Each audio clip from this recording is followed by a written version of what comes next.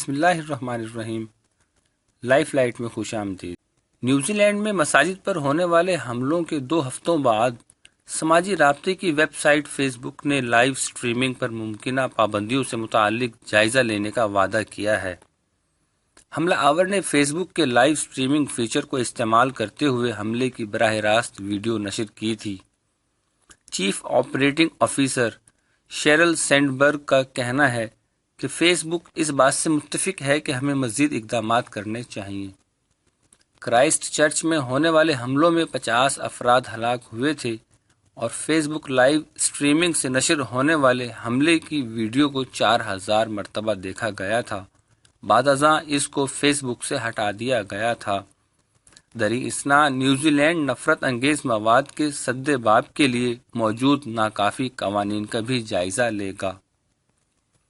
وزیر انصاف Andrew little کہتے ہیں کہ موجودہ قوانین بدی اور شر انگیز مواد جو کہ ہم آن لائن دیکھتے ہیں پر قابو نہیں پا سکے۔ حکومت اور انسانی حقوق کمیشن اس بارے میں کام کر کے رواں برس کے آخر تک تجاویز دیں گے۔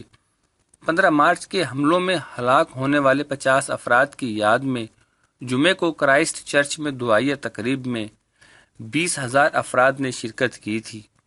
زخمی ہونے والے درجنوں افراد میں سے 21 اب تک ہسپتال میں ہیں، جس میں سے 3 انتہائی نگہداشت میں ہیں۔ نیوزی لینڈ ہیرالڈ کو لکھے گئے اپنے ایک خط میں آفیسر شیرل سینڈبرگ نے لکھا ہے کہ فیس بک متاثرین، ان کے خاندانوں، مسلمان کمیونٹی اور پورے نیوزی لینڈ کے ساتھ ہے۔ آپ میں سے بہت سے افراد نے بالکل ٹھیک سوال کیا ہے کہ آن لائن پلیٹ فارمز جیسے کہ فیس بک کو حملوں کی دہشت زدہ کر دینے والی ویڈیوز کو نشر کرنے کے لیے کیسے استعمال کیا گیا۔ ہم نے یہ آراء سنی ہیں کہ ہمیں مزید اقدامات کرنے چاہیے اور ہم اس سے متفق ہیں۔ ان کا مزید کہنا تھا کہ ہم ممکنہ پابندیوں کا جائزہ لے رہے ہیں کہ کون لائیو جا سکتا ہے اور اس کی بنیاد پر کمیونٹی سٹینڈرڈز کی خلاف ورزیوں کے ریکارڈ کو بھی بنایا جا سکتا ہے۔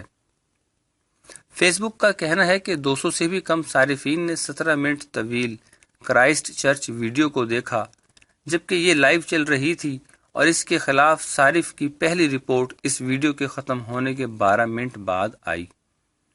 سماجی رابطے کی ویب سائٹس حملے کی ویڈیو کے پھیلاؤ پر بروقت قابو پانے میں ناکام رہیں۔ اس کو انتہائی دائیں بازو کی سوچ رکھنے والے افراد کے زیر استعمال مواد کو شیئر کرنے والی ویب سائٹ ایٹ چین پر کاپی کیا گیا، جہاں سے اس کو مزید 15 لاکھ مرتبہ مزید کاپی کیا گیا۔ چیف آپریٹنگ آفیسر نے پالیسی میں کسی تبدیلی کا اعلان نہیں کیا ہے، تاہم انہوں نے واضح کیا ہے کہ سوشل نیٹ ورکس کس طرح ان قوانین کو مضبوط کریں گے جو فیس بک لائیو سے متعلق ہیں، اور اقدامات کیے جائیں گے کہ کس طرح شر انگیزی سے نمٹا جائے۔ کمپنی کا کہنا ہے کہ آئندہ ہفتے سے فیس بک اور انسٹاگرام سفید فام قومیت پسندی اور علیحدگی پسندی کی تعریف، حمایت اور نمائندگی پر مبنی مواد کو بلاک کرے گا۔ نیوزی لینڈ میں فیس بک کو بہت زیادہ تنقید کا سامنا ہے اور اس کی وجہ افسر جانب سے ملنے والا سست رد عمل تھا۔